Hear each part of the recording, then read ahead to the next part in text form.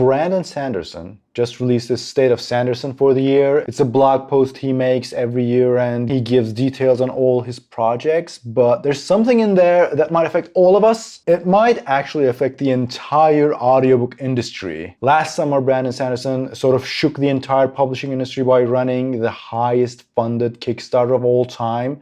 It made over $40 million, and it was about 4 extra novels he had written, which he calls secret projects. And here's the big news. The audiobooks for those secret projects are not going to be on Audible. This is huge. Audible is single-handedly the biggest audiobook platform. Amazon is pretty much a monopsony when it comes to audiobooks, or all books, I guess, in general. They do everything they can to keep you locked into their system. They have the best subscription plan. Most audiobook sales go through Audible. It's a great service. However, turns out they actually treat authors like garbage. Sanderson says, "This is a dangerous move on my part. I don't want to make an enemy of Amazon, who owns Audible. I like the people at Audible and had several meetings with them this year, but Audible has grown to a place where it's very bad for authors. It's a good company doing bad things." He repeats several times that he doesn't want to make an enemy of Audible in this article. I totally understand it. It is so scary that he even attempted this. But he doesn't need the money, and I think it's important for big-name authors like this to make a stand. Authors don't have a union since they're not employees, but someone has to stand up. Sanderson says, "The current industry standard for a digital product is to pay the creator 70% on a sale.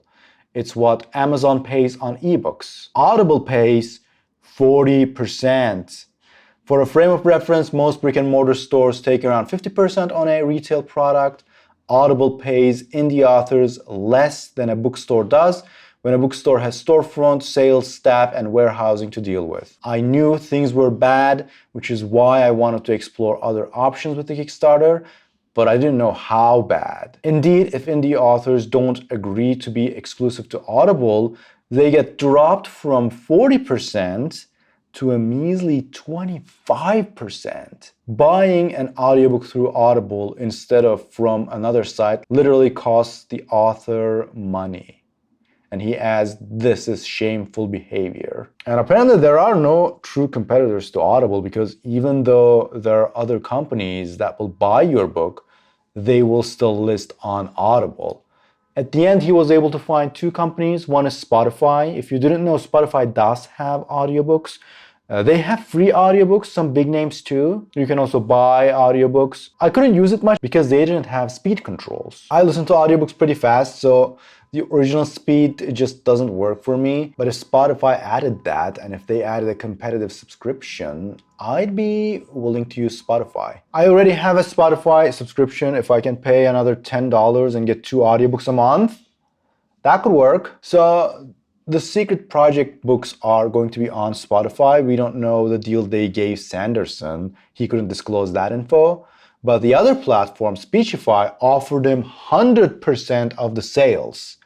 But Sanderson actually turned it down and told them to give the same deal they'd give indie authors. And apparently they are willing to give 70%. This is really incredible on Sanderson's part. I respect this so much. He went, "It's not about the money, it's about sending a message." At the end, he does backstep a bit and goes like, "I'm not putting these books on Audible for at least a year." So eventually, I think they will be on Audible too. Because it is what it is, I get it. They probably won't sell well on other platforms. People really don't want to change where they're already comfortable. Like, I probably wouldn't sign up for Speechify. I don't know what that is, but I probably should check it out. I love audiobooks, and we definitely should support competition for the authors. Spotify is pretty hopeful for me because I already use it. Tons of people do. They just need to add some audiobook listening features. It's really commendable what Sanderson did here. Taking on the largest seller and buyer of books is not a small thing, no matter how big an author you might be. We don't see Stephen King do it. We don't see James Patterson do it. There are authors who sell way more than Sanderson. I'm glad to see him starting this sort of a conversation and making a strong statement. I wanted to share these news with you. I'll link the article in the description so you can check it out yourself too. And also here are some more Cosmere videos if you'd like to check them out, and I'll see you next time.